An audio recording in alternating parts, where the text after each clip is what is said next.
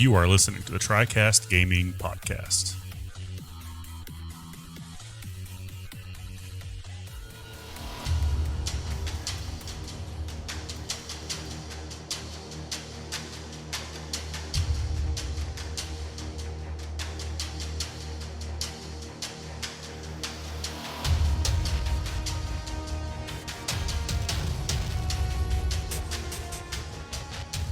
Greetings and welcome everyone to episode number 13 of the Tricast Gaming Podcast. I am your host, Philip Keeney, and today I am joined by just the ever quantumly present Adam Garcia.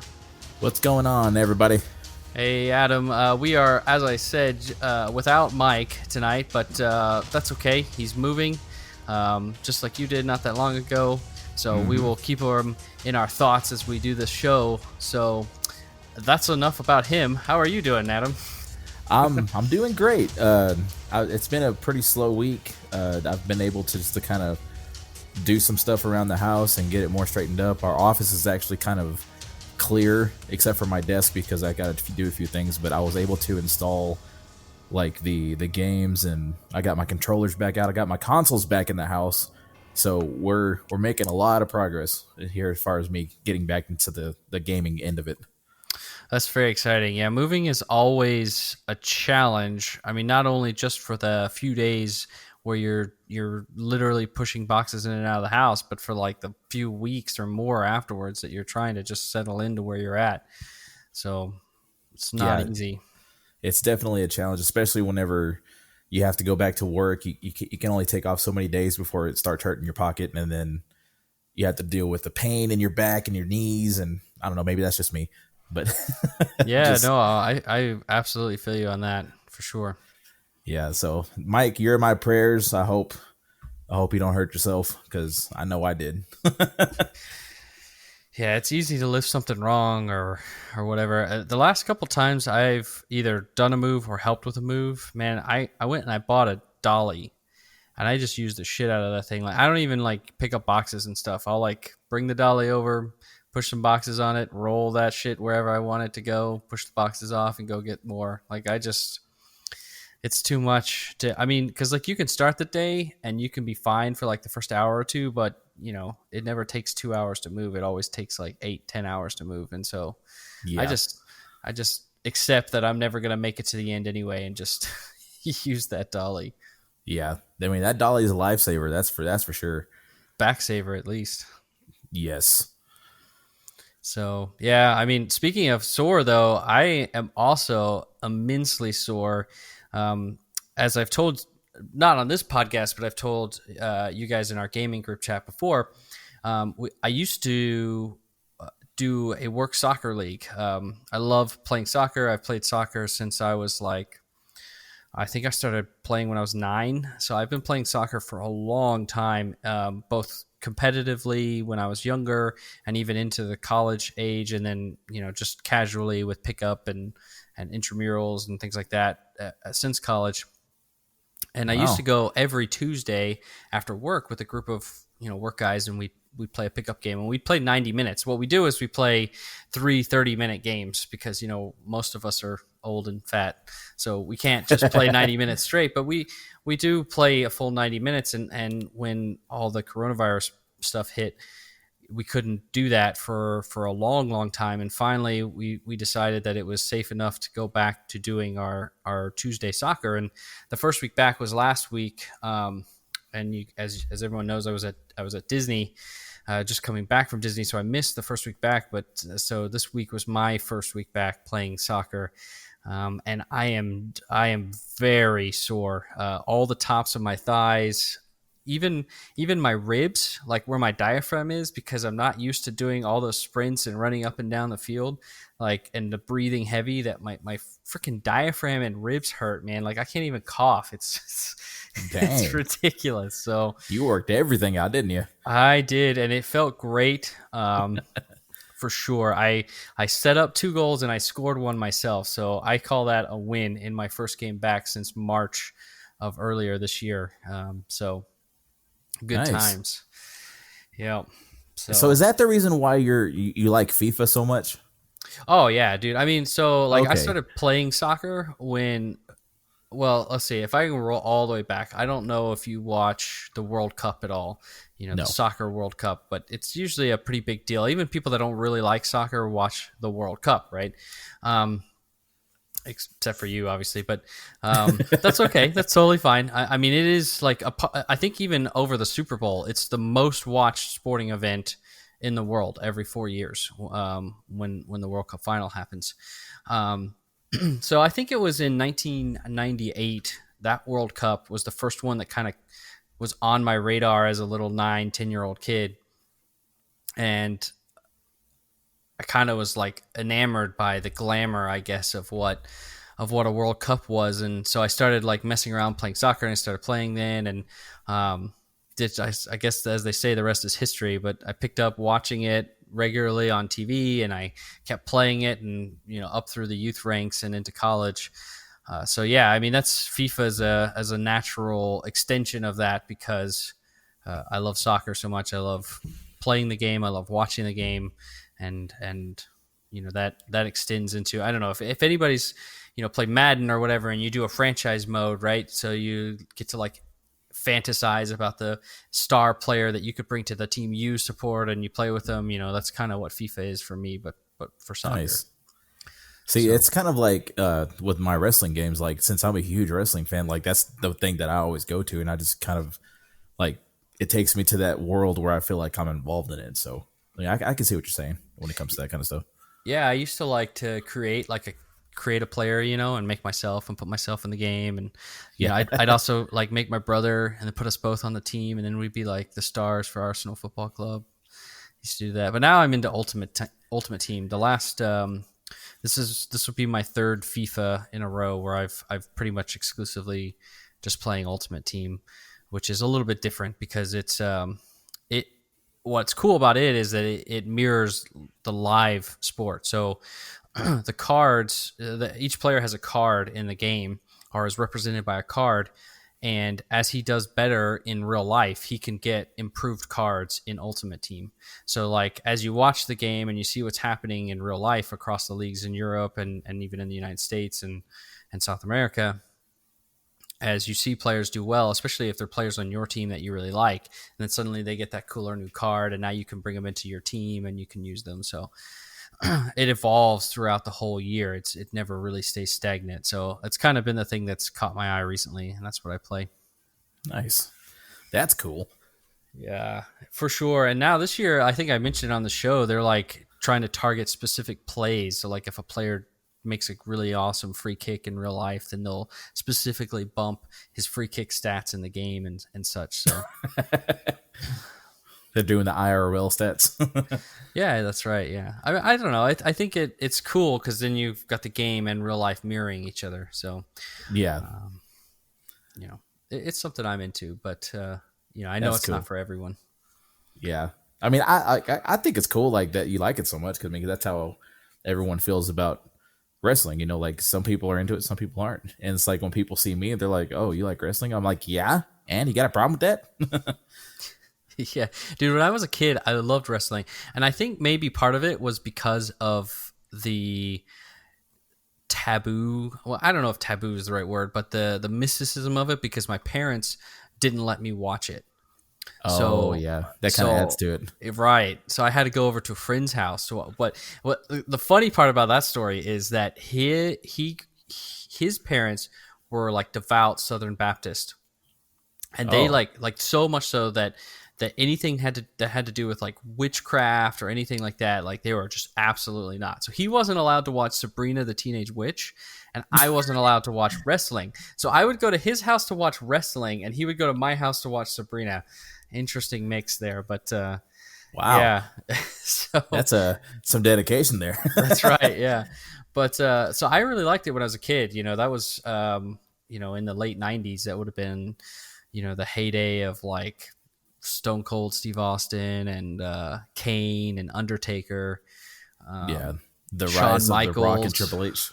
Yeah, I was kind of fading out right as The Rock and Triple H were growing in popularity. But I remember like Shawn Michaels and what were the guys that would run into the ring and do the X thing across their crotch? I don't remember what. Oh, DX. That was Triple H. Oh, that was okay. Yeah, so That was that, Triple H. Yeah. yeah, so that was sort of like the time that I watched it, and not that long ago, it was earlier this year. I was like, I want to go check out wrestling. Like, I know it's still a thing. I used to like this. I'm gonna go check it out.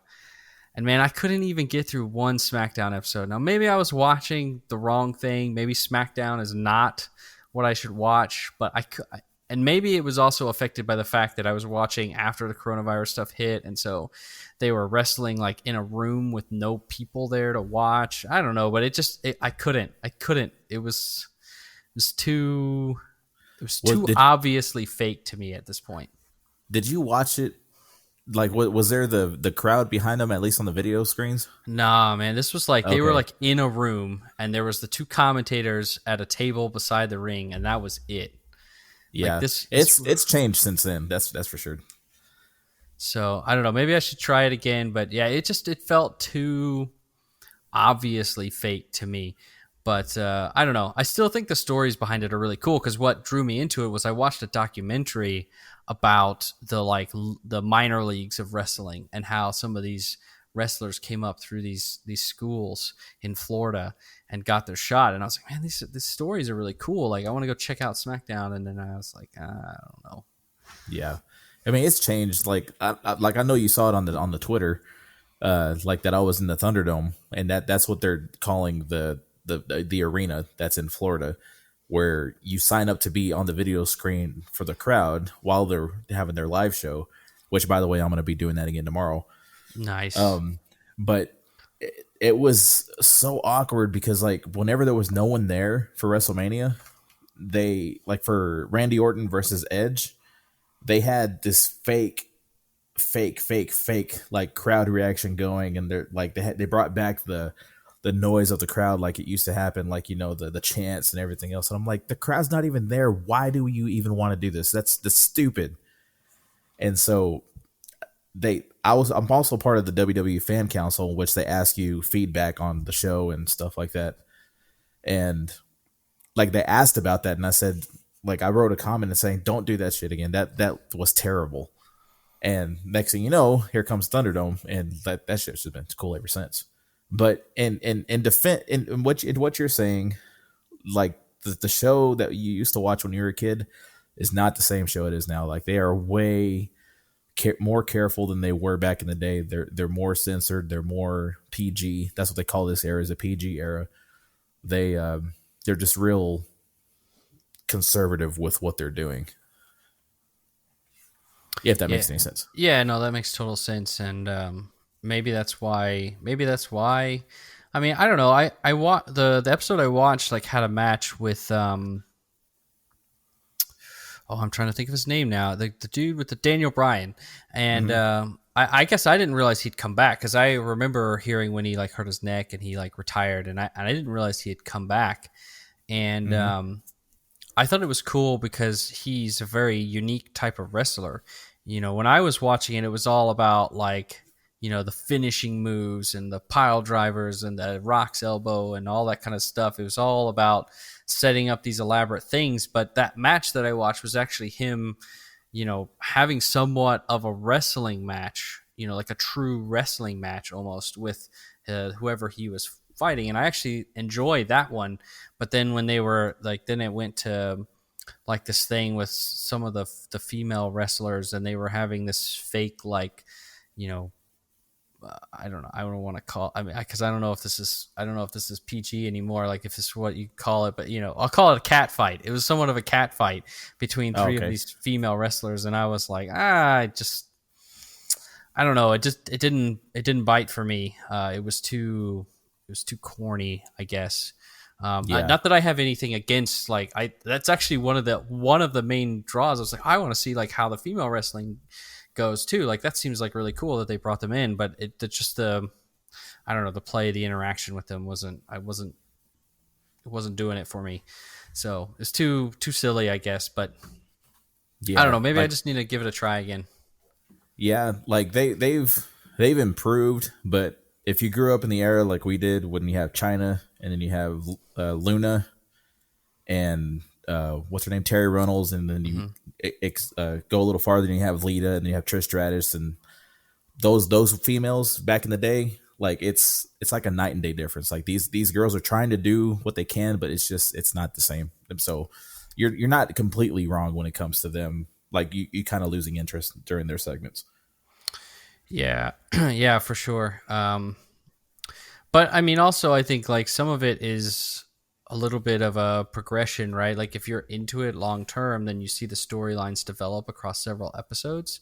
Oh, and, yeah. And that's, I mean, if I'm just picking one episode randomly to watch, maybe I'm missing some context as to why something's dramatic or not. So that to be fair there too.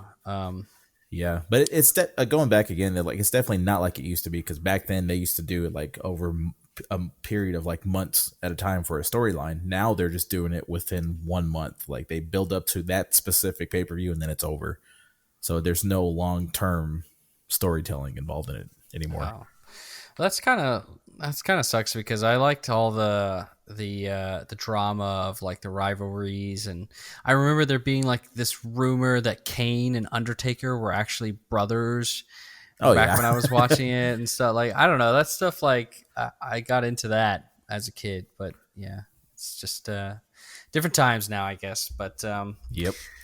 I don't know. I actually mentioned the crowd thing on one of our episodes. I don't know, it's probably a month back, 6 weeks back, about how soccer were trying to do the same thing, but the crowd noise that they were piping in wasn't. I guess whoever was triggering the reactions was like ahead of of my actual TV feed.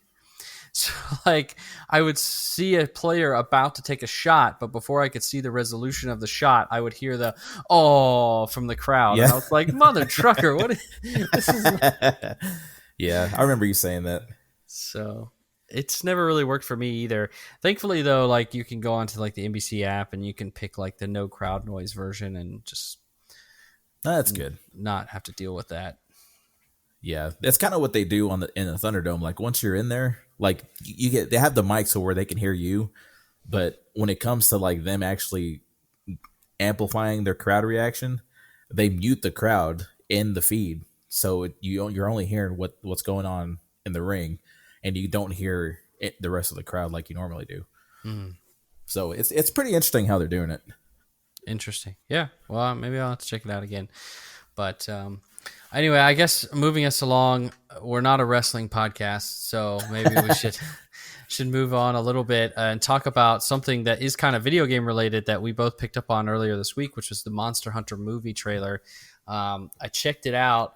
It seems really neat as like an action movie, but as someone who's sort of at the periphery of Monster Hunter, I was like, why is it like the start of Iron Man 1? Yeah, that's what I was thinking.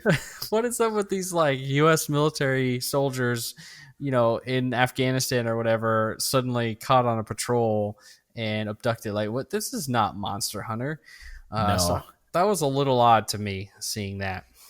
Yeah, and for those that are listening, me and Phil have not discussed this together as far as like reaction goes, but there's a lot of scenes that I saw in there that remind me of Transformers too.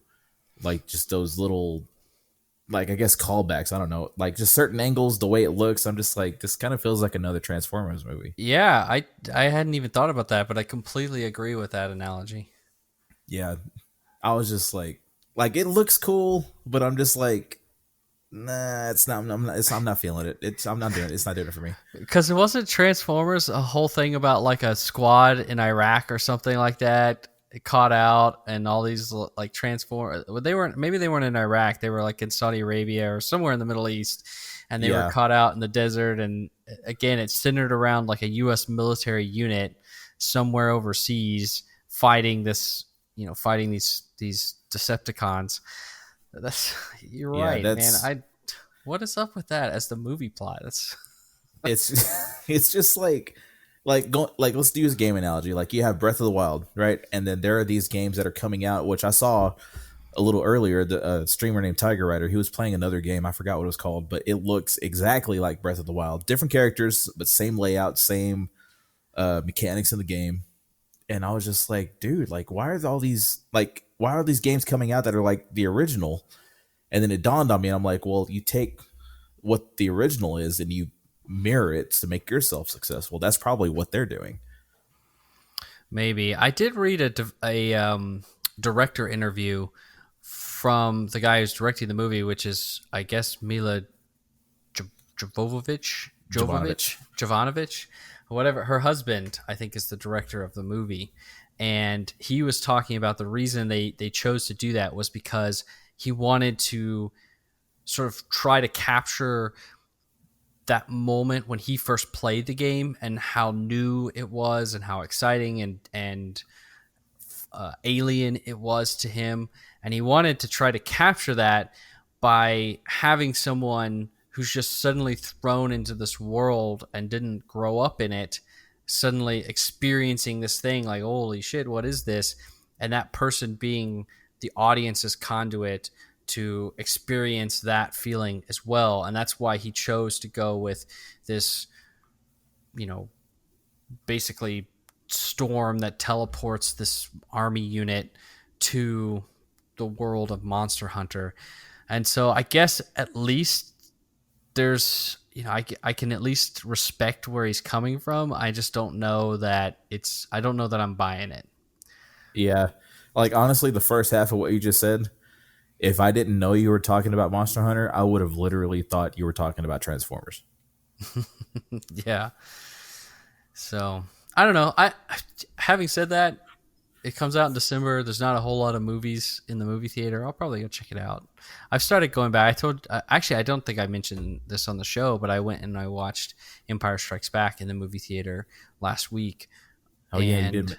Yeah, I don't think I mentioned it on the show, but I mentioned it before because I was running a little bit late for us to start recording. So right. I went back and it was great, dude. Like, they only sell like half the movie theater. There's nobody right next to me. I got like perfect seats, I was like, this shit's awesome. Like, you don't have no big old fat dude behind you with this popcorn going and did like spilling all his popcorn on you. Yeah, none of that garbage. So it was great. So I'll probably at least go check it out. Why not? I mean, we're a video game podcast. It's a video game movie. We want to talk about it. We'll go check it out. We'll see what it's like. Audience, if you're a little unsure, we'll take the hit for you. We'll go see it. Yeah. We'll let you know. We'll let you know if it's worth it. 90% chance that it's not. Just like. I mean, you're probably right. But we'll check it out and we'll find out for sure. Yes, but there is another thing that got revealed that's not necessarily gaming related, but it is kind of nerd-ish type related. Yeah? Yeah, the Dexter Revival is coming back. Are you excited for this? Dude, like I literally just got Shelly into the show. We're in season 5, with the Doomsday Killer. Wait, is that season 6? I think it's season 6. I don't know. I can't remember. Dude, I want to go rewatch it again now. It's been I watched it live when it was a thing, and I haven't seen it since the last the series finale. So go ahead. Yeah, but like I'm reliving it because I haven't seen it in so long, and Shelly's getting into it. She's like, "What's gonna happen?" I'm like, "Oh yeah, don't look at the screen." She's like, "Why?" And I'm like, "Spoiler alert! If you haven't seen it yet, you need to go watch it because it's already been 10 years." But there's a scene where they stitch this wound on this dead body, and then when they cut it open, snakes start coming out. And I was like, when I first saw it, and I knew Shelly would freak out, so I told her don't look. Oh yeah. But yeah, it's just that season was it for me. I remember when I was watching it, his wife who. Oh, Rita. Rita, yeah, I remember thinking she was a little. I had a little crush on her when I was younger, and I was real sad. Spoiler: when they killed her off, that was real sad. So I was like, why? I mean, obviously, this is way before I got into the whole behind the scenes. How's the contracts going? Are they coming back? I didn't look into that stuff back then.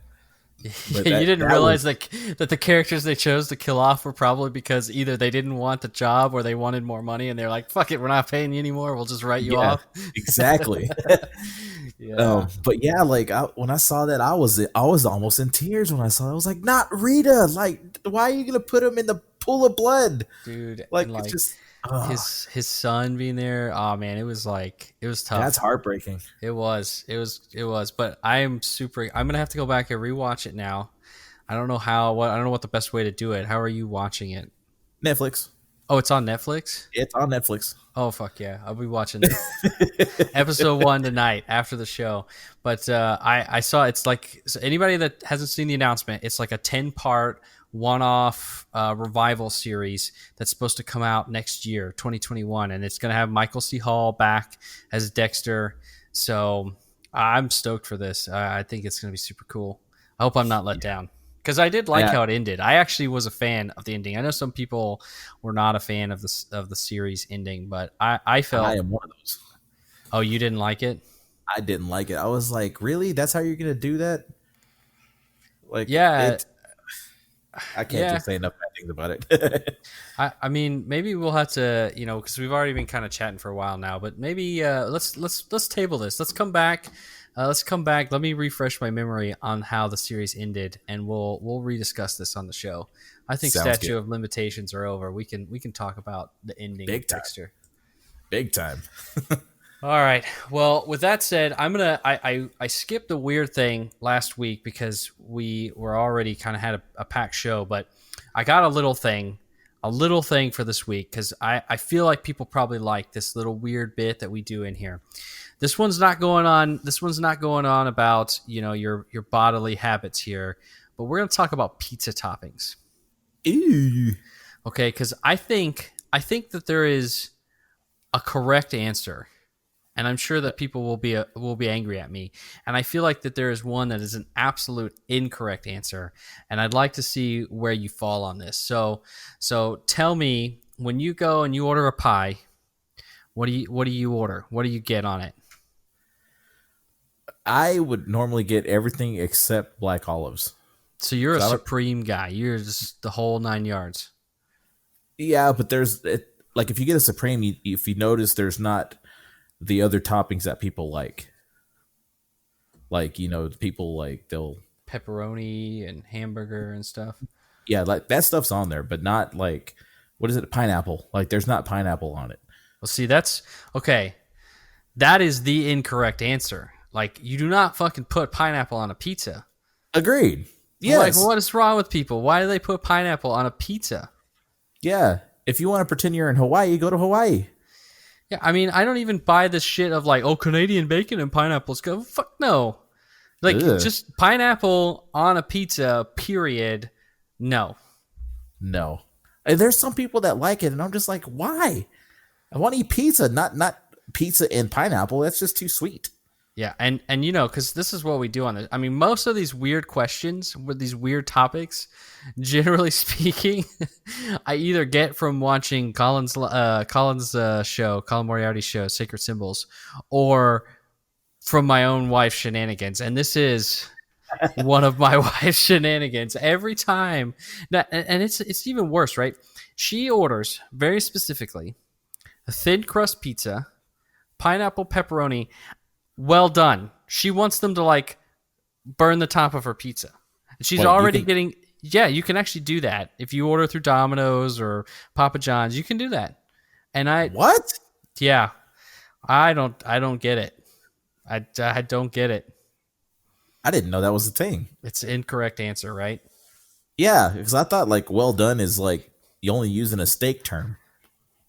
Yeah, no. Apparently, you can order pizzas well done. Ugh.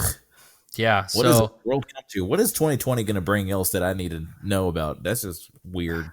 Yeah, it's crazy. So we always have to order her pizza, and then the pizza that the rest of the family will eat. Wait, so if it's a thin crust, well done, how crispy is the bread? I mean, it's like eating what's that stuff that you can get like Cardboard? Yeah. No, like is it ciabatta bread or whatever is the word? I don't remember I have no idea what that is. Yeah, I don't know. There's like it's almost like it's almost like a tostada, but like pizza style. Huh. I mean, it's super crispy. No thanks. That's like eating a Dorito with cheese.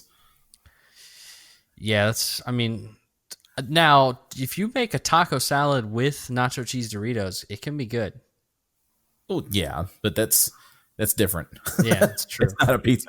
That's true. So, but if I'm going to order a pizza, I pretty much just want pepperoni. Sometimes I'll get a hamburger on there, or sausage, or I don't know if you've ever had one of these, but a lot of specialty pizza places will do like a barbecue chicken pizza, and they'll I've replace had that. pizza sauce with barbecue sauce. Mhm. That's lit. I like those pizzas too. Have you had a breakfast pizza? No, I've never tried that. It's actually really good. What do they put on a breakfast pizza?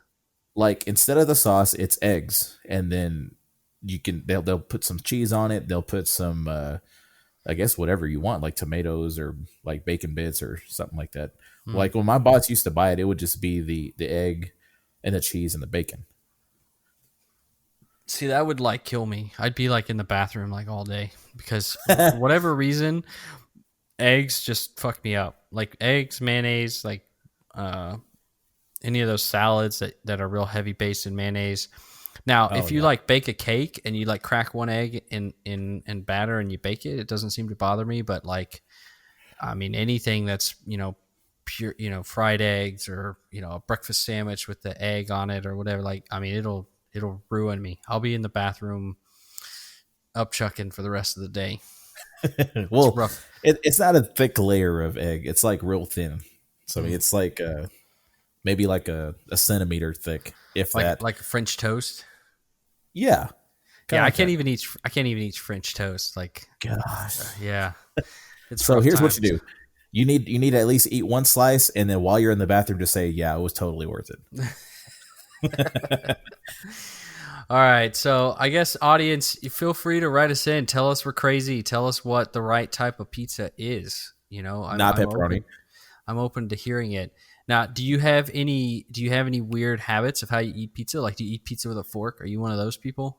Oh, dude, this is gonna trip you out. Like all my life, I've eaten my pizza this way, and it doesn't matter if it's like from like Papa John's or anything else, or if it's like a Tony's pizza. I will fold my pizza in half like a taco. Mm-hmm. And that's how I eat it. And Shelly, when she first met me, she was like, "Why do you eat your pizzas that way?" And I'm like, "Well, it doesn't cause as much of a mess, and I can hold it. Like, I don't have to hold it with two hands and eat it carefully." I'm like, "Nah, just eat it like a taco." Yeah. And then, what was it? Papa John's comes out with that papadilla crap. Uh-huh. And I'm like, dude, I've been doing that my whole life. Like, I should have trademarked that crap. This is not revolutionary. No. Yeah, I've totally eaten pizza like that too. I mean, that's not my standard way, but I've definitely eaten pizza that way. Yeah, that's the only way I eat pizza. Just because I can't hold it like how people hold it, like the slice, like it's just hanging off and it spills on your wrist and it burns you and you feel like you just got hit with like, wax and stuff like that. No thanks. Yeah, it's crazy. I was listening to a show one time and this person wrote in was talking about how they like to eat pizza upside down. I'm like, what the fuck is wrong with that? Yeah, that doesn't work. All your shit's gonna fall off. I don't get it. That's weird. Yeah, strange. I think that's a lie. That's a lie. You think so? I think so. I think they're just trying to do it to get on the show. Maybe so. Yeah. Well, there you go. That's now you know how to get on a popular show. To get on our show, all you have to do is write in. Yeah, that's true. All right. Well, let's get on to video games because you know what? Each and every week we get together to channel our virtues through the Triforce to provide you, the listener, all the latest news and general thoughts from the mythical world of video games. We are new and doing this entirely of our own entertainment because we love video games. If you like what you hear, please consider leaving us a review on your podcasting app of choice. And if you really enjoy it, please consider sharing on social media and the like to your friends. You can find us on Twitter at Tricast Gaming P1 and on Facebook at Tricast Gaming Podcast, or finally at our website, tricastgamingpodcast.com. DM us on Twitter or Facebook with your questions, comments, concerns, corrections, because again, I don't think I have any this week, and we will be happy to read them out on this show. With that said, I spoiled it. I don't have any corrections this week, so let's jump over into what we are playing. We kind of already touched on FIFA. FIFA 21 came out on October 9th. Yeah, I think it's been out about a week. Yeah, it's been out about a week.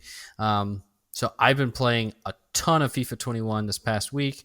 playing all that Ultimate Team. I already kind of described it, so I won't go over that again. But I've been having fun with it. The game has some minor tweaks to how it plays from FIFA 20, but it does have a whole new menu system, a whole new UI, which is fairly sleek, although it was tripping me out a little bit. Couldn't figure out how to find certain things that I was used to finding. But now that I figured it out, I think I like it.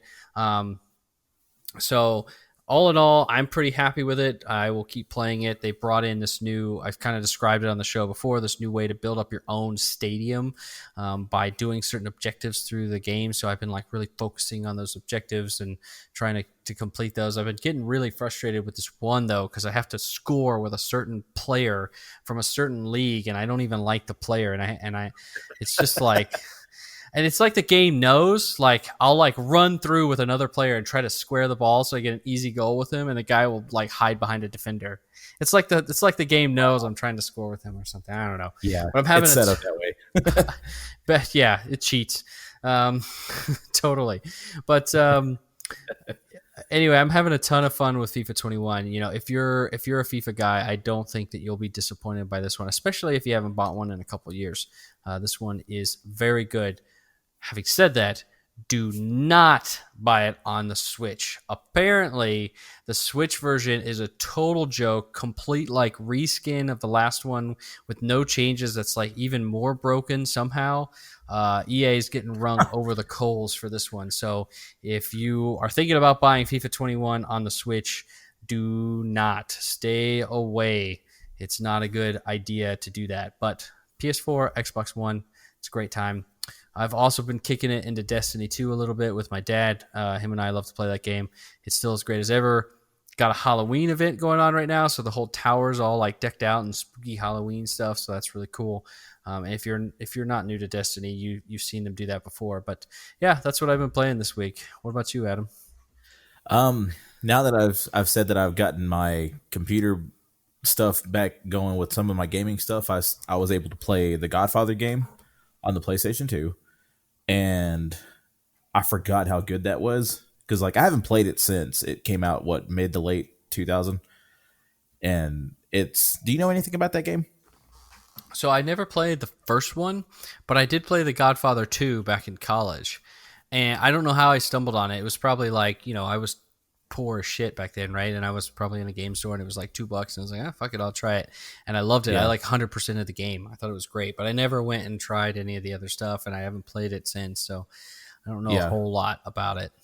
Yeah, I love the fact that like the first Godfather, there was the last work of Marlon Brando, the one that played the Godfather. Yeah, I remember. Yeah, that was like they actually brought the actors back to play the voices in the game, and that was the last thing he did before he died. And like I thought that was really cool, and it felt like the movie in a lot of instances because they recreated a lot of it.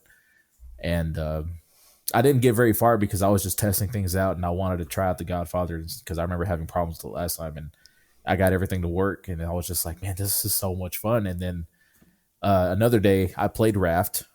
I downloaded that update, which we'll get into that later on in the show. And then I also was browsing through my Google Play Store, and I noticed when I was downloading something that Mortal Kombat was one of the things you may like suggestions. And I saw Mortal Kombat as I was exiting the app, and I was like, wait, what? And I scrolled back and I found it, and I was like, dude, I need to try this. And I was really surprised about this game. Like it looks just like it does on the consoles. Like it's not like some cheesy early PlayStation graphics. Like it's like the legit graphics that you have on the Mortal Kombat games. But the only difference is that it's like you're not fighting one-on-one, you're fighting in teams of 3. Is it free to download? Yes, it is free to download. But they do, just like every other game does, they have the currency in the game that you use to upgrade your, what they call the cards. You have the cards of each character, and then you upgrade the card. And then they also have the real currency, in which in there it's called souls. And, if you get so many of that, you can buy certain things, which obviously I'm never going to buy that kind of stuff. But I was really impressed with the game. Like, I didn't think it was going to play so good. And it's real simple. You don't have to do all the the intricate, button patterns and stuff like that. It like all you literally do is tap it as best you can. Interesting. Well, maybe I'll check it out. I mean, I like to find some phone games every now and then, and maybe I'll give this one a shot, see what it looks like. Yeah, I pulled it up on the store here, and yeah, it looks pretty good. It looks like I played the Injustice games recently, just through like the campaign, and it looks fairly similar to that. So on mobile? No, I actually played them. I played one of them on my Vita, and then I played the other one on my PS4. I think is where I played it. Oh, gotcha.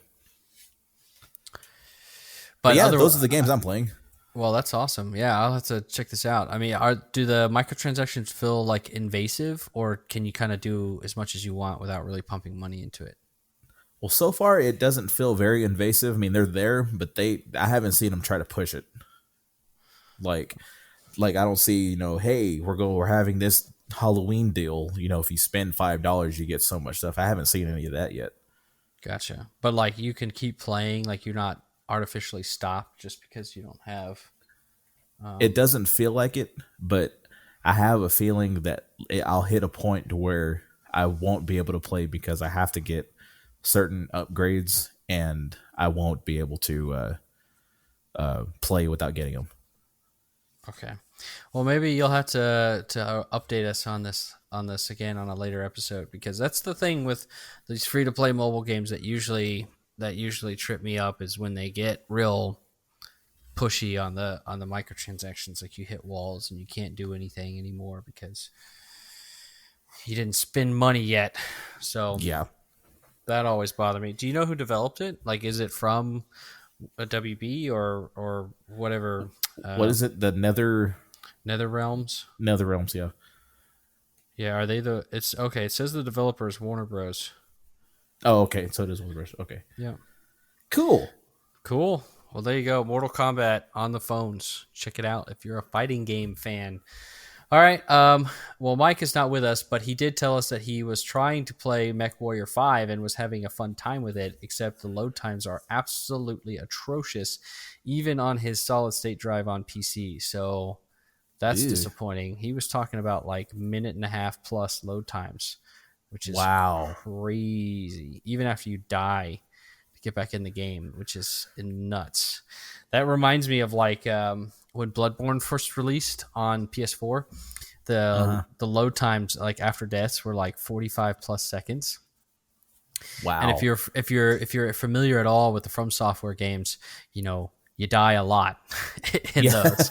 So that was a big deal. Of course, they've patched the shit out of that game since then, and I think the load screens are down to like 15 seconds or something, which is 15 to 20 seconds, which is reasonable on a PS4. But yeah, I mean, waiting almost a minute to get back into the game after dying, and then like you could like run back into the same boss and die like a couple minutes later, and then be stuck looking at the same damn screen again. So yeah, load times are no bueno, and that is what the new generation of consoles hope to put an end to. So yeah, that's really disappointing for MechWarrior 5, even on PC. But maybe next week he can give us a little bit more about the game when he's back.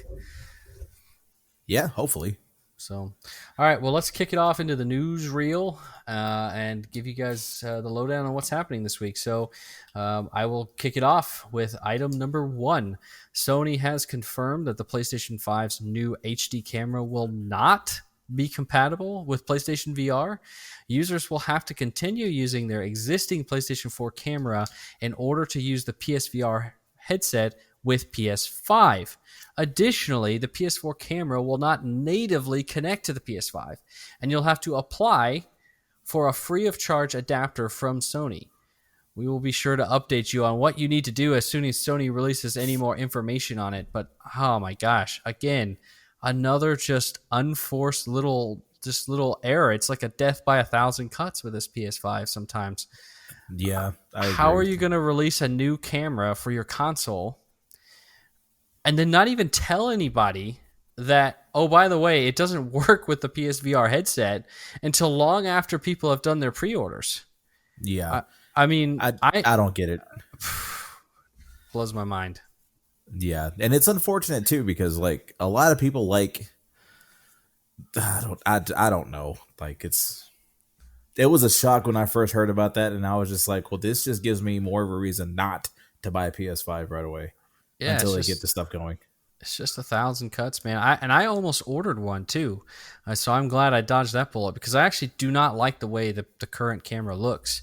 I think the new camera looks pretty sleek, and I was like, oh yeah, I'd much rather have that on top of my TV. But then I was like, well, I don't play a whole lot of PSVR anyway right now, so like maybe I'll hold off. And I'm glad I did. That's crazy. Yeah, I mean, at least they're giving you an adapter for free, but the fact that you have to have it, it's just I don't know.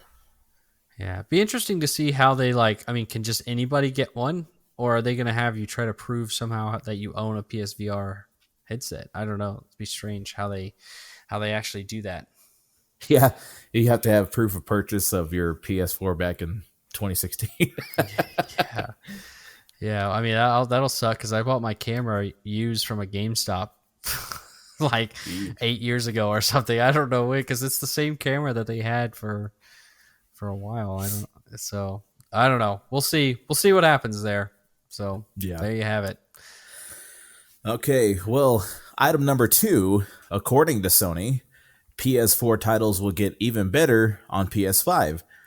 They state in a PlayStation blog post that select PS4 titles will see increased loading speeds on the PS5 console, as well as leverage Game Boost, which offers improved or more stable frame rates and will allow some titles that have unlocked frame rates or dynamic resolution up to 4K to see higher fidelity.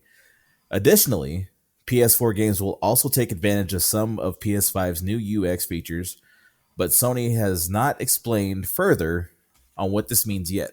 Sucker Punch have already come out to confirm that Ghost of Tsushima will benefit from this game boost by running at 60 frames per second on the PS5. That's pretty cool. Yeah, but definitely.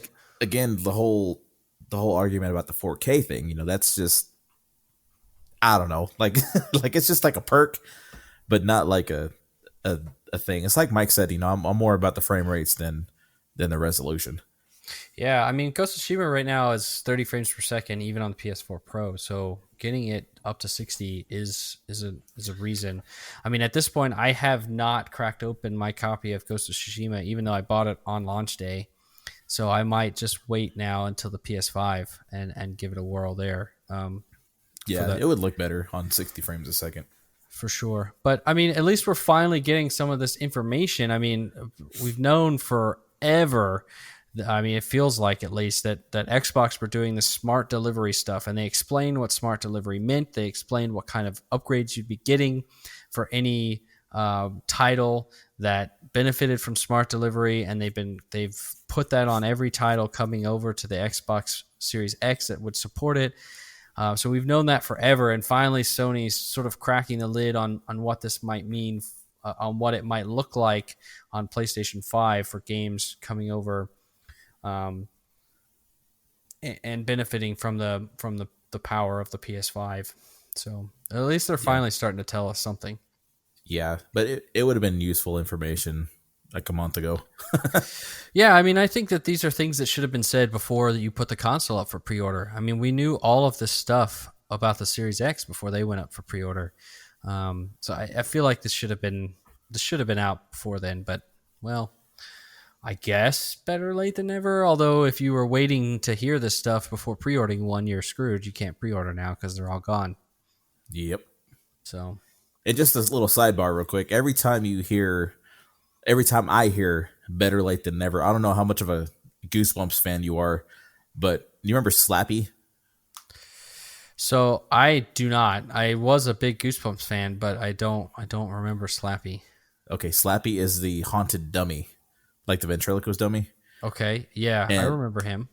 And in an episode of Goosebumps that featured Anakin Skywalker in the first 3 episodes. What is his name, that actor? Hayden Christensen? Yes. He was actually the cousin in that episode that came to visit that house. But anyways, there's a point whenever Slappy reveals himself and he's like, better late than never. And it's every time I hear that phrase, that's what rings in my head. That's awesome. Maybe I'm going to start using this all the time just so that always pops up into your head. Why did I say something? All right. But I want to say that this is a positive. I think this is a good thing. PlayStation 5 will bring benefits to PlayStation 4 games natively by just bringing them over and playing them. So that's a good thing. I'm glad that PlayStation 5 are doing that, and I'm glad that they're finally opening the lid on what that's going to do, what that's going to be. Yeah. All right, now item number 3, back on the PlayStation, and this is not a good thing, unfortunately. PlayStation 4 firmware update 8.0, which launched earlier this week, has completely overhauled the party system, but the changes have not been received well by the PlayStation 4 community. What the change has done is interlink the messaging system with the party functionality to, on the surface, make sending off numerous party invites at once a complete breeze. However, that's not how the community have taken to it, and they are pleading with the Japanese giant to revert back to the original system. So to give you an idea, or to kind of give you a summary of what this update has essentially done, here it is. Before Update 8.0, you could simply start a party by opening up your friends list and popping off invites to your buddies. Now you can only invite users via a pre-formed message group. So the idea here is that if all your friends are in this message group, you hit send one time and it sends off, 3, 4, 5 invites at one time instead of you having to click invite 5 individual times. Which could be good. Yeah, which could be good if you have a dedicated group of friends that you play with and that lineup never changes. However, the moment you veer off that path, problems start to arise.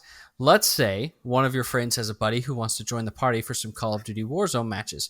You would have to create yet another message group purely just to send that invite. When before you could simply list the party as public and they'd be able to join themselves.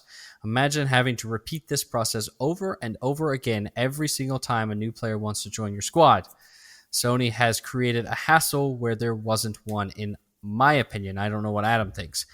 Worse still is that private parties don't even seem to be a thing anymore. So you can't just have a private. They're not? Yeah.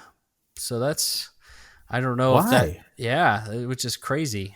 So interesting times for it. I believe they're doing this to align with where they're taking the PS5, because we'll talk about it later on. But anybody who checked out the UI reveal today, you'll see that that's how they set up their party groups in that UI reveal. So I think they're trying to align with where they're going with the next console. So be interesting to see what happens in this in the end, if they could figure out how to get the best of both worlds, maybe. How about just revert back to the update before? Like, why it wasn't broken? Yeah, this is an odd one. I actually saw one of the software developers or the UI developers for Xbox talk about how they internally tested this same system for Xbox, and ultimately through internal testing decided it was not a good idea. So be interesting to see how this all unfolds, but don't expect to see this on Xbox anytime soon. So basically what happened was Xbox was like, no, I see a lot of problems with this. And so they fired that salesman that talked to Microsoft, and then they hired a better salesman to go to PlayStation and made it sound like the best thing in the world. And the PlayStation is like, yeah, sure, let's try it. It sounds great. Yeah, it seems maybe that's what happened. That's a little bit conspiratorial, but who knows? Maybe. Yeah. I think what's going to happen is they're going to get enough of a backlash. They're going to be like, okay, yeah, we'll put it back to where it was. Yeah, or at least give you the option to create parties without having to go through the group section, the message section. But private parties aren't a thing anymore? That's what it seems like. We'll update the audience if that gets clarified. Wow. Okay, well, item number 4. Rockstar Games has acquired, is it Ruffian or Ruffian? Go for it either way. Let's go with Ruffian because that sounds funnier. Acquired Ruffian Games, the developer of Crackdown 2. As is a standard procedure for the Juggernaut label, it's rebranded the studio Rockstar Dundee, not to be mistaken with Crocodile Dundee. And you can see confirmation of that courtesy of a company's house listing on the UK government's website. As late as last October, Ruffian Games was hiring for work on unspecified titles for Rockstar Games, quote unquote. So the buyout probably makes sense, all things considered. Unfortunately, with the label pledging practically its entire existence to Grand Theft Auto 5's multiplayer mode, it's unlikely to mean much for those hoping for more out of the firm. Yeah, so those not familiar, Company's House is a I don't know, it's a thing on the UK's government website. So that's what it's a way to go and see, because they're a UK company. It's a way to go and see all the inner workings, because they have specific worker laws over there that allows for some of the transparency of some of the stuff. So if you want to see the real nuts and bolts of it, you can go check it out. Obviously, I think the studio is located in Dundee in Scotland, and that's why it's called Rockstar Dundee. But it would be pretty cool if they were trying to name them after Crocodile Dundee. Yeah, it would be. But I didn't know that was a thing. The Company's House, the transparency thing, that I didn't know that was a thing over there. Yeah, they have some really unique worker laws over there. Like, for example, if you want to make a set of jobs redundant, you have to notify the public as well as the people that are going to be made redundant, like something like 30 or 60 days in advance, and then that opens up negotiations with the government or something. I don't know. It's weird how all that shit works, but it's supposed to help protect workers from different companies. Basically like a union without almost like a government run union type thing.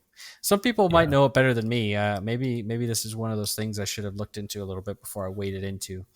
But, leave it to me to ask the one question where it's Yeah, I'll look into that, and maybe I'll make it a correction, even though it's not entirely a correction. But give us something to talk about in that segment next week. Right. So I did see, in looking up this thing, I saw this thing where, basically Rockstar used to put out a game every year, sometimes even multiple games a year. And then they put out Grand Theft Auto 5 in 2013. And they just stopped. I mean, they've put out Red Dead Redemption 2, and that's it. That's the only other game they've released since 2013. I think it's because they know how successful it was, and they're afraid to come out with another game that's going to be less successful. It's going to make them look bad as a company. They're like, oh, well, this is where you peaked. You can't make anything else better because Grand Theft 5 is the best thing you've ever made. I just think that it's such a money juggernaut that it's you guys should be totally set now. So go dick around with something else interesting. Keep doing your GTA 5 thing. Keep just getting dumpster truck loads of money every month from that. But then on the side, do something. Do something else that kind of expresses your artistic creativity, even if it's a smaller project. But I guess they just don't. I don't know. Yeah, here's a better way to put it. They were so afraid to make a different game that they made a similar game that's based in the Western days. Yeah, seems like it. But I mean, Red Dead Redemption 2 is one of the best games of the generation. So true, it shows they've got the chops to do it. They just seemingly don't want to do it as much anymore. Mm-hmm.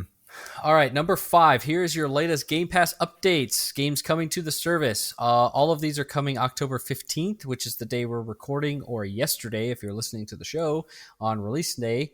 So all of these games came out October 15th. Age of Empires 3 Definitive Edition for PC. Heave Ho for PC. Katana Zero on Xbox One, PC, and Android.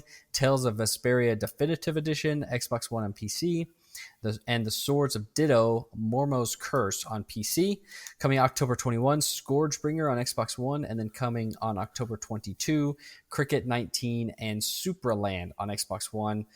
There's not a whole lot here I'm excited for. Age of Empires 3 obviously is a legend of a game. I'm sure there's a lot of people who will be interested in that. Maybe I'll check out Tales of Vesperia. I've been kind of wanting to check out that JRPG series for a while, and I usually don't like them, so I haven't pulled the trigger to purchase one. But since it'll be on Game Pass, I can just download it and try it. Anything here jumping out to you? The only thing that's jumping out to me is Age of Empires. Yeah, that's a big game. So, all right. And then leaving the service, all of these are leaving on October 30th at the end of the month. After Party, Lego Star Wars 3, The Clone Wars, Rise and Shine, Tacoma, the Lord of the Rings adventure card game, and the Red Strings Club. The only thing that's really, I've already checked out After Party through Game Pass, but Tacoma was one that I had meant to check out and I haven't done so. So I'll probably give that a shot within the next couple of weeks before it leaves the service. I think, have you ever played any of the Lego games? Oh yeah, I play them with my kids all the time. I think it's funny how like entertaining they are. Oh yeah, they have a lot of good humor. Yeah, like they don't change a lot of the original story, but they change it enough to where it's just like you notice it and it's just hilarious. Yeah, I really enjoy them. I've played a bunch of them. The Marvel superheroes, the Avenger one, Lego Dimensions. We've played a bunch of them. Me and my two little girls. We like to play them together. Nice. Yep. Yeah, I got a few of the Lego games. They're pretty fun. But honestly, like Lord of the Rings adventure card game, like what is that? Do you know what that is? I do not. I have no idea. Maybe it's something like Hearthstone. Is it like Hearthstone? Yeah, that's what I was thinking. Yeah, I don't know. I couldn't get into Hearthstone, so it's that doesn't surprise me that that's leaving. Yeah, that's not really my thing either. Mike would know. He likes Hearthstone. But yeah, he does. He tried to help me with that, and I was just like, I don't get it. So sorry, Mike. Oh well. All right. Yeah. All right. Item number 6. 2K announced a month ago that it would be bringing an enhanced version of Borderlands 3 to Xbox Series X and Xbox Series S, and has confirmed this week that it'll be available day 1 on November 10th. The game will display at 4K 60 frames a second on the Xbox Series X, no word on the Xbox Series S version as of yet, and it will also include 3 and 4 player local split screen multiplayer for the first time. If you already own Borderlands 3 on Xbox One, you will be able to access the upgrade for free on Xbox Series X and or Xbox Series S. And all your add-on content and save files will also come across with you. Now that is a very good thing. Like having your saves come with you, like that's a huge selling point for me. Yeah, massive. I know that I think that that same feature will be on the PlayStation 5 as well. So I guess to clarify, I've tailored this towards Xbox Series X, but because that's the story that I read. But I believe this is also coming to PS5 same day, and your saves will be coming over as well there. Although not every PS5 game is or PS4 game coming over to PS5 is so fortunate. So interesting stuff. But yeah, that definitely I agree. It's the save files moving over is very important. Yes, especially the add-on content, because like you spend all this money on the game, and then you buy a new console and you lose everything. Like that sucks. Yeah, not cool. Now, I did see, I was trying to find the post, and I cannot find it now. I thought I saw yesterday that GameStop have a sale coming up this week, and Borderlands 3 will be $10 for the current gen version this weekend at GameStop. So go pick it up for $10. Insert your disc on November 10th on your Series X and get a nice 4K 60 frames per second update for free to your $10 game. Yep. And rock out. So yeah, that's how you play the system. That's 100%. If I find it before the end of the show, I will. Oh yeah, here we go. I found it. Let's see here. Pros only. So if you're a pro member, October 15th and 16th, so that's Thursday and Friday. Everyone else, October 17th and 18th, so that's Saturday and Sunday this week. There's a sale going on. One of the items available during the sale is Borderlands 3, and it will be marked down to $10 on Xbox One or PS4. So there you go. There you go. It's a good deal. I want to try to get Tyler and Mike maybe to go for it, because I feel like that's a game we could all play together. Yeah. Oh, I wouldn't be opposed to doing that. Yeah. Especially if it's $10. $10. It's like basically free. Mm-hmm. All right. Especially with the game prices now. Yeah, 100%. Going up to $70 for some next-gen games. Mm-hmm. All right, number 7. We've been hearing a lot about Bloober Team's next-gen Xbox console exclusive, the Medium, over the past few months, and now the team has confirmed that the game will launch on December 10th for Xbox Series X and S, as well as PC.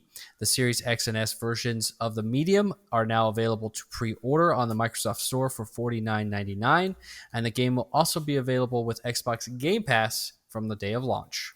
So is the Medium the one that has the dual world thing? Yes, yeah. That's what I thought. Yeah, I'm not a huge horror game fan, but it looks super cool. I might have to check this out, like a scared little baby with the lights on. Yeah, me too. Well, with the lights on during the day. During the day, yeah, 100%. All right. Looks great. Like I hate spending that much money on games, but I will probably spend money on that game. I mean, all you got to do is get Game Pass, man. We've been trying to sell you Game Pass on this show for weeks. Well, I'll tell you something that I've only told Shelly. Like, it's like a stone wall for me when it comes to spending money like that to justify that. But the more you talk about it, the thinner that wall gets. I'm just going to tell you that right now. It's such a great deal. It is. And here we go, getting thinner. Yep. All right. Item number 8. Survival game Raft received its major second chapter update earlier this month and is now more successful than ever, with its Steam player counts having risen astronomically. Raft hit a new peak player count of 42,288 players earlier this week. As Steam DB shows, after averaging daily peaks around 3,000 players throughout the month of September, the game's previous record peak occurred all the way back in 2018 launch when 18,929 players were logged in all at once. Now, the second chapter update is a massive one, which it was like a 2 gig download, which brings in 2 major new areas to explore, Mudhog and Butler bot enemies, and adds battery chargers and zip lines for a bit of added convenience, which I haven't ran into that yet, but that's really cool that they did that. You can also now build automated water systems, find new items with metal detectors, and listen to music through a cassette player or play tunes yourself on a piano. Now, when I downloaded this, I wasn't aware of that they were doing this. And then when I logged onto the game for the first time to test the stream on OBS, since I switched to OBS, when I first saw it, I was like, okay, something is different. Like, what happened? And I looked down and like all my reinforced planks that I had for the raft, like you can actually see the reinforcement. It looks way better. And I was looking at the water. The water looks a little crisper, and the mechanics for the shark are a little bit different too. Like, it takes a little bit more arrows to kill it, because I normally shoot from the top of my raft, and it's like a 3-story raft. And I finally ran into an island. The islands look a little bit different, and I'm really excited to see where this game's going. And like, I didn't know that like the specific one about the automated water systems, like that's extremely convenient, because I constantly have to like fill up my water bottle, pour it into where you can turn it into fresh water, and then fill it back up and stuff like that. So I mean, it's kind of a hassle, but that's really cool that they did all this stuff. Yeah, it seems to have struck for Steam. I mean, 42,000 people earlier this week, concurrent player count. I mean, that's more than twice the number of its previous peak way back in 2018 at its launch. So definitely struck a chord with users on Steam as well. Yeah. And honestly, like I'd still think you guys should play Raft with me, because I mean, it's like Minecraft, but it's on the water, and then you have to like swim and do all this other stuff to get resources. I mean, it's really cool. I like it. It's real chilled and laid back. Yeah, you're better off getting Mike into that. I'm not a Minecraft player at all. Well, not my thing. It has better graphics than Minecraft. It wasn't the graphics that kept me out of Minecraft. Oh, okay. What about killing a shark with a toothpick? There's something there. Maybe. Because like what I normally do, like whenever Shelly was playing Raft with me, I would tell her, okay, drop the anchor. So we would drop it and be just dead in the water while the shark was swimming around. So I would go in with my little stabby stick, and I would fight the shark. because what it would do, it would know where I was at, and it would lunge at me, and that you had to time it perfectly in order to hit it. So whenever you hit it, it moves away, and like maybe like 8 or 9 stabs, like you kill the shark and you harvest its meat, and you get to cut its head off and wear the head as a mask. Okay, now that's kind of cool. Yeah, if you see my raft, it's like lined up with like I don't even know, like 30 shark heads. I couldn't even tell you how many are there. Got all your trophies there. Mm-hmm. All right. Well, let us know how the second major update or second chapter update is after you've given it a little bit more of a whirl. Yeah, I'm excited. All right. Our final news topic of the week, number 9, the PlayStation Store experience is about to receive an overhaul soon, as Sony makes plans to limit what's available to purchase on the web and mobile versions of its digital store. In an email sent to PlayStation development partners, and they've started sending this email out to PSN users or PlayStation profile users. I got the email as well now. Sony says that starting on October 19th for web and October 28th for mobile, certain digital products will no longer be available for purchase. This includes PlayStation 3 games and add-ons, PSP games and add-ons, PlayStation Vita games and add-ons, apps, themes, and avatars. Sony is also doing away with the Your Wishlist feature, and any games currently on that wishlist will be removed. Going forward, customers will be able to still purchase PS3, PSP, and Vita titles from the PlayStation Store, but only directly from that system. So you'll need a PS3 or a Vita to purchase any of those previous gen titles. And you'll need a PS4 to purchase apps, themes, and avatars. So again, I think this has to do with aligning with the PlayStation 5 store that they're about to be launching with their new console. Yeah. I mean, that's unfortunate because there's a lot of stuff on my PlayStation 3 that I really don't want to lose. Like, I don't know if you've ever heard of this game, but it's called Ragdoll Kung Fu. No, I've never heard of that. Oh my dude, it is so much fun and it is hilarious. Like, you use your analog sticks to move the arms, like whenever they're like introducing the characters, and if you hit the R2 and R1 button, like he'll start going like just little Japanese fighting noises. And just the gameplay is awesome because like you hold like the square key to punch, and like they use that motion thing that they had on the PlayStation 3 controllers. Yeah. And then like if you swing it while holding a button, you'll fly with your fist to your opponent. It's really cool. I like it. Interesting. I mean, you won't lose any of your stuff. It's just that now instead of being able to log into the website and purchase things and then download them later on the console, you'll have to do it directly through the console. Which, okay. I guess the PlayStation 3 console itself isn't too bad, but the Vita is a freaking nightmare to find anything on that stupid thing. Really? So yeah, it's gonna be I mean, I would like literally have games that I knew I had purchased via PS Plus that I couldn't freaking find, and have to like search them in the store and then like quote buy them, and then it would realize that I had owned it. I don't know. It's a bit of a nightmare to use the Vita for sure. It sounds like it. This will be anybody left still playing a Vita. It'll be a little bit disappointing to see the web store go away, because that was a much better way to try to find Vita games. I'm still stuck on my Sega Game Gear, even though I haven't had it since I was like 8. Yeah. Well, it's not cheap to get a Vita anymore either, since they don't make them. But it was a good console. It was a good little handheld. It's sad that it didn't take off, but yeah. All right. Well, we'll kick off into the topics of the show. Adam, why don't you kick us off since I hit the last news item in the reel?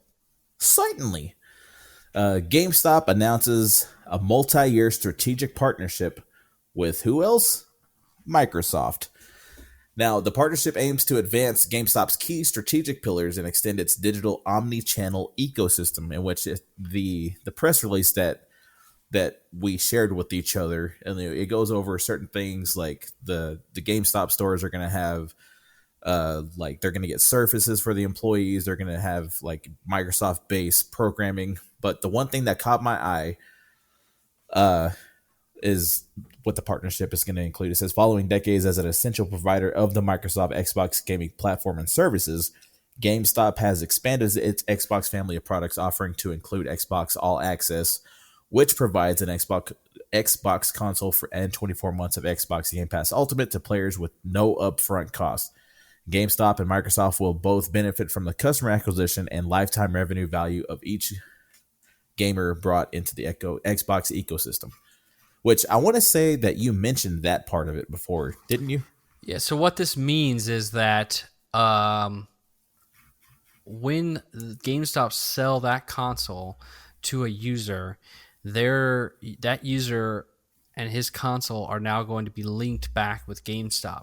So, for example, every digital item that user purchases then on that console, GameStop will get a little bit of it. I don't know. It was like $1.50, right? It's $1.50 for every Game Pass Ultimate subscription that GameStop sells. So it's $15 a month. GameStop would get $1.50 of that $15 a month for every subscription pass that it sells. I don't know what the cut is for every piece of digital content also sold through that console, but they will get some cut, some percentage. So basically, this is, with the physical games market dying and thus the used game market dying, this gives GameStop a way to get a cut of future sales from a console that they would normally be losing. Yeah. And which that's a good thing, because there for a while it looked like GameStop was going to go under, because like they were talking about closing stores. And I mean, they certainly have closed a bunch of stores. I wouldn't say this is a sure ticket to save GameStop by any stretch, but it's certainly going to help them. Yeah, it's a step in the right direction, because you have this and then you have the partnership with Extra Life. And I mean, they're doing a lot of things right, but I just hope that it pans out for them.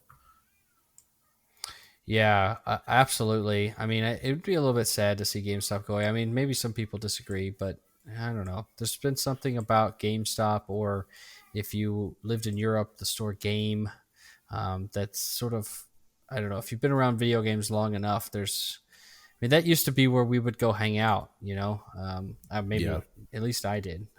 We'd go hang out there and check out new games and things like that. So I don't know. It'd be a little bit sad to me. It's kind of like when Toys R Us closed. I was definitely felt a pang with that one. Oh yeah, me too. I was heartbroken, and like more or less for the future, because I was like, my dad used to bring me to Toys R Us, and I always had this image of me bringing my kids to Toys R Us, and when it left, I was like, well, there goes that little thing. Yeah, no more. But so going back to what this means, I mean, theoretically now, if you go into a GameStop, they'll have incentive to push an Xbox console over a PlayStation console going forward, because if they sell you a Series X, then they'll get continued revenue streams from that console going forward. Whereas if they sell you a PlayStation 5, they won't, unless you come and buy used games. But the more we go towards digital sales, I mean, estimates now are that digital game sales account for anywhere from 40 to 60% of all game sales. So it's pretty much right at 50-50 now. And I think that'll just continue to go further and further to the digital side. So, I mean, certainly GameStop got to do something. Now, I wouldn't be surprised if we don't see a similar deal from PlayStation, though. There's nothing exclusive in this deal. Yes, it's a strategic partnership. Yes, there's going to be Surface tablets in these stores, which are provided by Microsoft. Yes, they're going to get a cut of revenue from digital sales, but there's nothing exclusive about this partnership. So I wouldn't be surprised if GameStop and PlayStation eventually get something similar agreed upon. What do you think? Honestly, for PlayStation, I would hope so, because it seems as if, like, if time goes on and everyone notices like how much Xbox is going to be doing through GameStop, people are going to want to go more towards Xbox than PlayStation. I mean, unless they're like a hardcore PlayStation fan and they're like, hell no, I'm not getting an Xbox. But like, I think it'll benefit both companies if they both did that kind of partnership with GameStop. Yeah, I mean, realistically, you can't digitally sell a console, right? Right. So these companies still need retail partners in order to help distribute their hardware. So that's why this sort of agreement is good for both sides. It helps both parties with a concern that they might have. Yeah. I agree. Like that's it'll be better for everybody, long story short. Because like GameStop will survive, Xbox and PlayStation will get all their stuff pushed, and we will continue to have a brick and mortar store that we can go to. I mean, so everybody wins. Yep. I mean, you still should be able to find these consoles at like Walmart and Target and Best Buy, but maybe you don't like going to those stores. Maybe you have an aversion to Walmart for some reason. Maybe you don't have a Best Buy near you. I mean, they're closing some stores and moving. I mean, did you know that you can't buy physical CDs in Best Buy anymore? Yes, I did see that. Like that's how our store is here in Lubbock, and I'm just like, this is sad because I remember the giant CD and DVD section that they used to have, and I miss it every day. Yeah, it's so things are changing. These stores are having to find new ways to stay profitable. So, I think GameStop have done something good here. I mean, I wouldn't be surprised if other brick and mortar stores don't do something similar. And again, like I said, I wouldn't be surprised if PlayStation and these stores also come to some agreement as well. So keep an eye on this space. I mean, like I said, you for at least in the near term, GameStop have an incentive to push an Xbox over a PlayStation. So you might get that annoying thing going on where you go to try to buy a PlayStation and they're like, "Are you sure you don't want an Xbox?" "Yes, I want a PlayStation." "Oh, but are you sure you don't want an Xbox?" "No, please give me a PlayStation." But I mean, just do you want to phone a friend? Yeah. Do you want a 50-50 shot here? Last chance, So I don't know. We might get some of that, but I guess we'll have to wait and see. Mm-hmm. All right. Moving on into the second topic of the show. If you're done there, Adam, unless you have anything else to say on this one. Nope, I think we covered that pretty well. All right. So moving on into the second topic of the show, PlayStation Today finally gave us our first look at the UI for the PS5. Hooray. I should sound more excited. I'm just again with some of the other things, I'm just frustrated that this was not shown to us before pre-orders went up. That's all. Having said that, this thing looks freaking cool. I saw some really neat features. It looks slick. It looks like it's trying to get you into the game quicker and quicker and quicker. Obviously, they did not show any of the quick resume stuff. I don't think that that's going to be a feature, at least right now on PlayStation. So that's something that Xbox has an advantage. But they did show quick ways to jump in and out of other games. Where in the video, they actually showed them jumping over from Sackboy over to Destruction All-Stars, and they were up and running in that game very quickly. Obviously, that's boosted by the SSD. Now, what they didn't mention at all what that means for your game state in the previous game that you closed. So that'd be interesting to see how that sort of goes in real time once we get our hands on the consoles. But it's very slick. It works very quickly. They were bouncing in and out of menus much easier. It seems to be laid out fairly well. What did you think, Adam? Yeah, I mean, it looks great. Like the beginning login screen kind of reminded me of kind of a mix between PlayStation 3 and PlayStation 4 because it kind of had the same feel to it. Mm-hmm. But whenever I saw him actually log on and I saw how quick everything was just coming up, I was just like, whoa, dude. Like that's cool. Like it's good. Like for those that are just like you only have limited time to play a game and you just want to get it something just to play, and it has that speed for it. But it's like you said, they didn't show key things that probably should be mentioned. Yeah. Now they did show some features that I thought were really cool. Now I know that you didn't get a chance, I guess, to look at all of the videos, so maybe you didn't see this part, but they showed how they have these cards. They called them cards. So when you pull up the menu, apparently you just click the PS button once and it pulls up a menu like overimposed on the game. So you can still see your game behind it. It doesn't take you all the way out of the game. You stay in the game. It just pulls up these little cards overimposed over the game. And these cards have different things like your parties and all that kind of stuff. But some of the cards are tasks or objectives within the game, not trophies, but like objectives in the game.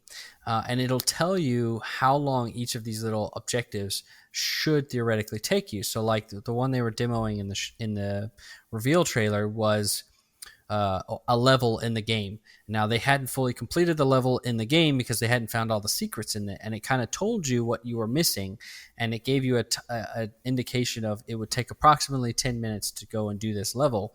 And I thought that was really interesting, and I don't know how many games are going to support this. It's probably going to be mostly Sony first-party games that support this, but sometimes I'm like, I don't know. I only have like 30 minutes to jump in and do something. I'm like, that's probably not worth getting in there. By the time I load up the game and I figure out where I'm at, I'll already have wasted 15 minutes. But with the way these consoles are built to bring the game up so much quicker, and then also to add a feature that's like, hey, go do this thing. It'll only take you 10 minutes. I think that's a pretty neat little feature. They also showed how some of these cards will actually be game tips, and you can click on the game tip and it'll give you a little, like a short guide, I guess from the developer or maybe like groups that work with the developer on how to do something that you might be stuck on. And it'll actually play that video right there from the console next to the game as you're trying to mirror what's happening in the game. So anybody that was around at the launch of the Xbox will remember that Xbox tried to do something similar on the original Xbox One console when it launched in 2013, but it was running an app, so you'd have to go into like YouTube and you'd have to find a YouTube video and then run it next to the game, and it just made the UI clunky. But this looks like it's built kind of into the game, and it looks like it works a lot better. Very neat little thing. Again, I don't know how many games are going to support this, if it'll be mostly Sony first party that support that feature, but having said that, I was impressed by that little addition for sure. My ears perked up a little bit at that. I was intrigued. Yeah, I'd like to say.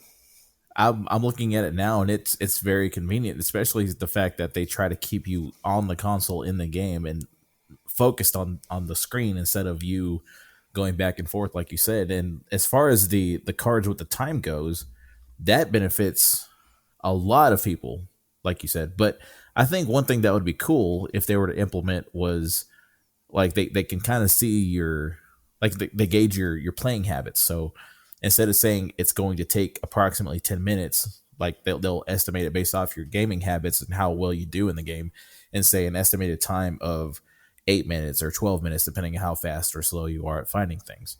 Yeah, for sure. That would be cool. And they would also, like, it would benefit those speedrunners who love to play everything as fast as they can. Yeah, absolutely.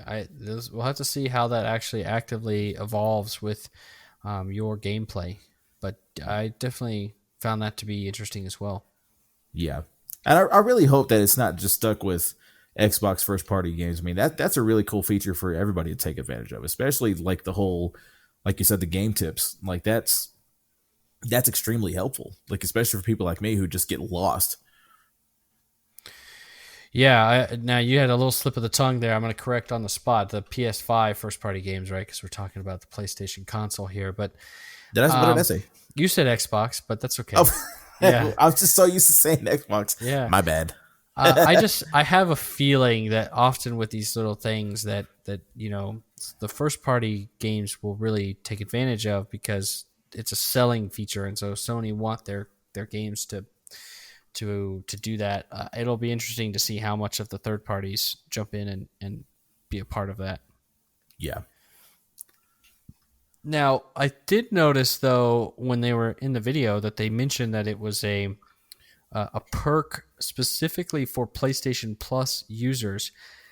That is a bit of a strange one. I love the idea of adding this, but to put it behind the paywall of PlayStation Plus is a little weird. Having said that, Xbox make you pay for Xbox Gold even on free-to-play multiplayer games, which is much a much stranger position for Xbox to hold. So, it's not unprecedented, but it is a little weird to put that feature behind a paywall. Yeah. I've never understood that either. I remember the days whenever all you had to do was buy an adapter for the PlayStation 2, like an Ethernet adapter, and once you plug it in, you can just play online. You didn't have to pay for anything. You just went on and played. I kind of miss those days. Yeah, but I think, by paying for online service, you get a much better online service. Yeah. A much more curated. Basically, you get what you pay for, and if you're not paying anything, you can't really complain. Exactly. But I mean, you're right. Like putting that kind of service behind the paywall. I mean, I see what they're trying to do. They're trying to see how many people actually want to pay for it, but they should just make that a feature for everybody. I mean, if it gets, if it gets more people involved, or maybe it's not directly from the developer, right? Maybe if Sony really support this because they put it behind their Plus paywall, and they actually have like internal groups that create these for all the games separate from the developer, so then maybe more games are supported, even third-party games, not just the first-party stuff, then I'd be okay. I mean, I'd be much more willing to pay for it then, because then I know that every game I'm playing, I'm going to get supported by this feature. So, I mean, if that's the way they're going with it, then I'll be much more intrigued. I'll be much more willing to pay for it. Yeah. If I knew that too, I would be like, okay, yeah, that makes sense. I'll pay for it. So, anything else in the UI reveal that caught your eye? Not besides the stuff that we've talked about, not really. Just because, I mean, it's pretty straightforward is what they were revealing. I do like that game that they were playing. What is it called? Destruction All-Stars. Destruction All-Stars. But that looks interesting. Yeah, that's like a Destruction Derby type thing, but you can also be on foot as well, not just in a car, in this like Mad Max Thunderdome type thing. They haven't actually really even, I don't think they've even like shown a full match of the game, which is a weird, like that game is supposed to come out in less than a month and cost you $70. You can go pre-order it already. And they've literally not shown a match from the game. Yeah. I like right here, it says, we don't have time to play a match, but we can take a picture real quick. And I'm like, just play the match, dude. Yeah, I mean, that's the most we've seen of Sackboy, too, in that little trailer, which is like, again, what the... These games are coming out in less than a month. Why haven't we seen any more on them? Yeah. Weird it's crazy. Stuff. But I don't know. I feel like every time I go back and I listen to the show and I'm like, man, I'm really hard on PlayStation. So I'm trying to stay positive because I really did like this UI reveal. It looks really slick. It looks next gen. It's making me excited to get a PlayStation 5 in my hands. Yeah.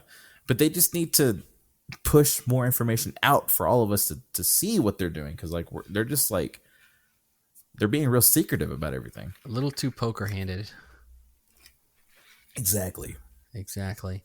All right. I don't got anything more on the UI reveal unless you do. Nope. I think that's covered for now. I'm sure we'll get some more stuff later on. For sure. Especially once the console comes out. I'll have lots of thoughts for you guys. All right. So we talked about how it's less than a month away from this console. So what are we doing as a podcast in order to get excited and count down to the beginning of the next generation of consoles? So that is what topic number 3 of the show is going to be. Tricast's Next Gen Hype Special Episode Preview. So here's what we're going to do, guys. This is what you have to look forward to. In next week's episode, we are going to use the topics of the show section to give our games of the generation. So, Adam, you'll have to do a little bit of work here. You'll have to try and find if you've actually played any new games that came out during this generation of consoles. Hopefully there's something in there. And rank, I think we should give 10. That's what I'm going to do. I'm going to do 10 games, my 10 favorite games from this generation. I'll probably have some honorable mentions in there too, because I just play a lot of stuff.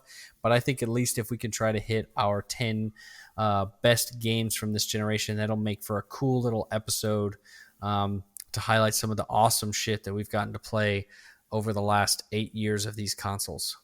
That was going to be my question: is what constitutes a generation? Like what time span? But you just said 8 years, so now I know what to look for. Yeah, there's stuff that's come out that's been on Xbox One and PS4. So, Gotcha. if you played it on PC, but it was a game that came out in this period and was also on Xbox One and PS4, then that counts for me. Gotcha. But it has to be console, right? Specifically, or are you talking about all of it? No, I'm talking about like if Raft is one of your games, I think that would count. I don't know if Raft has a console version, but it's come out in this period of time since the original release of the PS4 and the Xbox One. Gotcha. Cool. Just don't pick anything from before like November, a release date of November 2013. Okay, so don't pick Tetris. Yeah, please don't. Unless you really like Tetris Effect, which was a game that released during this generation. Nah, I'm good. Or Tetris 99 on the Switch. Nah, I'm good. You didn't expect me to hit you with those two, did you? No, well, kind of, yeah. After I said Tetris, and I'm like, okay, here we go. Yeah, Philip's going to know something. Plays too many damn video games. So that's what we're going to do next week. So next week's episode will be all about your Tricast host favorite games of this past generation. As we sunset and say goodbye to the Xbox One and the PS4, and we move to the Xbox Series X and the PS5, let's take a moment to tip our cap to the best games we played on this generation. Episode 14. For episode 15, we're going to do a next-gen hardware primer.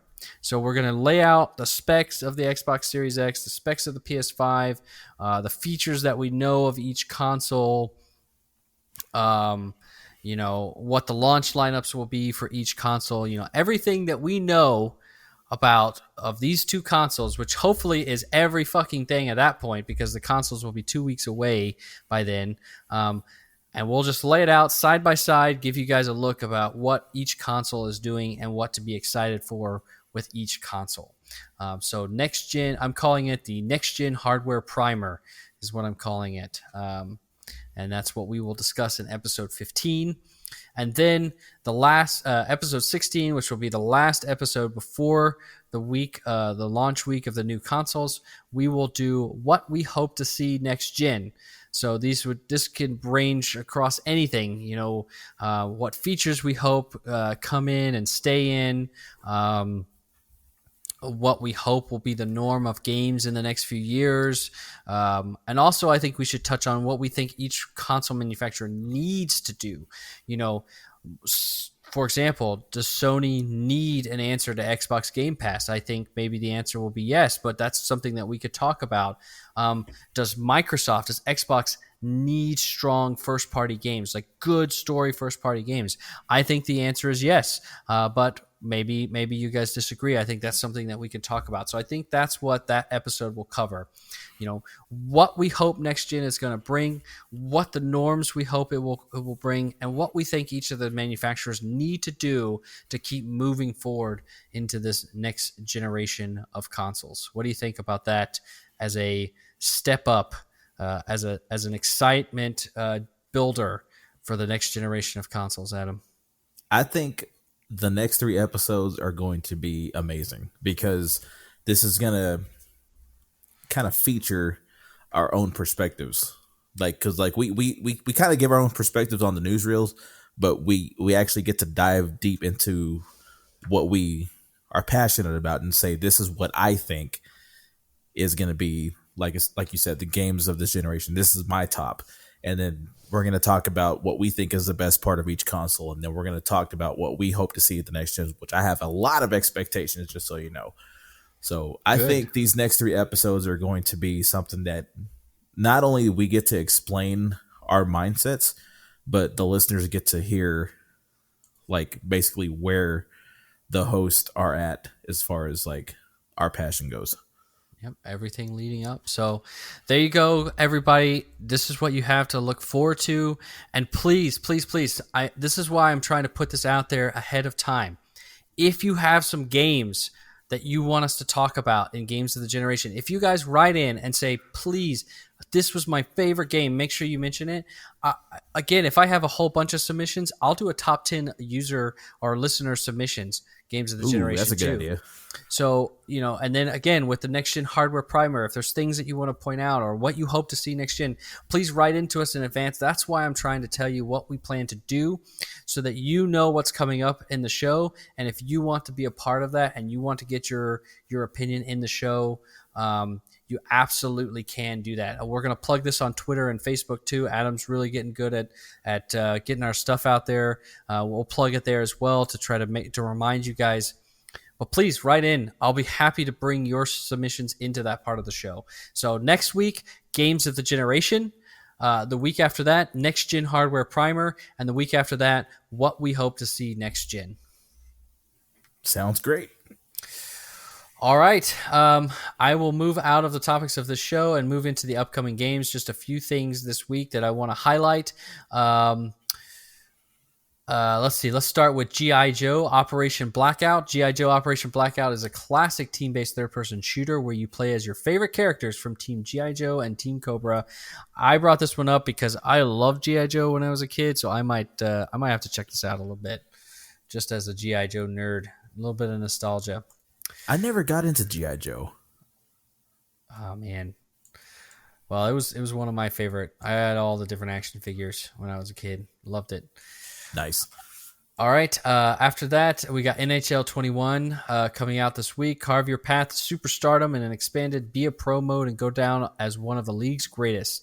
On the ice, change up your attack with all new moves, dekes, dangles, and evasive maneuvers. Maybe that's a hockey thing. Fuck if I know. Inspired by the league's most groundbreaking innovator. So there you go. If instead of FIFA you like NHL, your next NHL game is out this week. Next is Torchlight 3. In Torchlight 3, Nova Stria is again under threat of invasion, and it's up to you to defend against the Netherrealm and its allies. This is a cool little, it's almost like a Diablo type game. So might check that out. RPG game. Definitely like a B-tier type game. Your mid-tier developer, but these are pretty cool. I've played the first couple Torchlights. They're not bad at all. Next, as we mentioned already, Age of Empires 3 Definitive Edition. This is coming to Games Pass as well. Age of Empires 3 Definitive Edition completes the celebration of one of the most beloved real-time strategy franchises with remastered graphics and music.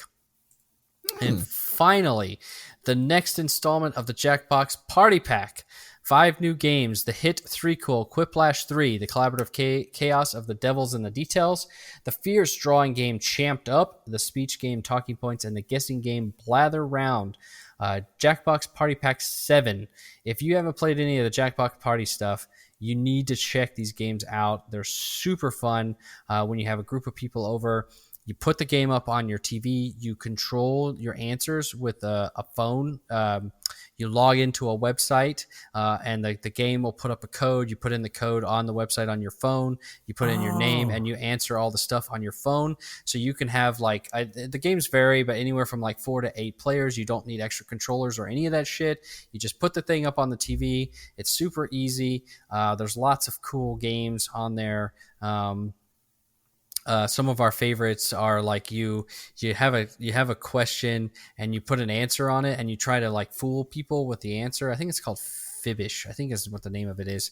And if people pick your answer, if you fool them into picking your answer, you get points. And then you also try to pick the correct answer. And if you get the correct answer, you get more points. So it's just like a fun party game to play with people when they're over. You don't even need to be into video games to be able to do it. I can't say enough about Jackbox Party Pack. There's 6 other ones already out there. Number 7 launches this week.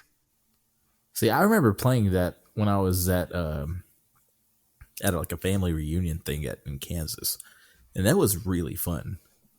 It's really good stuff. I mean, whenever my mom comes over, my mom and sister come over, and my wife and my mom and my sister and I will all get on there and play the game together. It's super fun. I played it on work trips with some work friends because you can get these games on Switch as well. Great stuff. Great times. Mm-hmm. All right. Well, that's all I have for this here, the 13th episode of the Tricast Gaming Podcast. Adam, you got anything else before we send it to the can? Yes. Everyone, please say a prayer for Mike and his back. because Yes. we do not want him injured. No, we do not. That would be sad, sad days. Yes. All right. So we're looking out for you, Mike, and you're back. All right. Thank you, everyone, for listening here to the 13th episode of the Tricast Gaming Podcast. We hope you enjoyed it as much as we did. Remember to like, subscribe, review on your podcasting app of choice, and write in with your questions for the show, your corrections, your comments, your games of the generation for next week. DM us on Twitter or Facebook. That's how you can reach us there. And we'll be back again next Friday with episode number 14, the Games of the Generation special. Have a great weekend. Stay safe and game hard.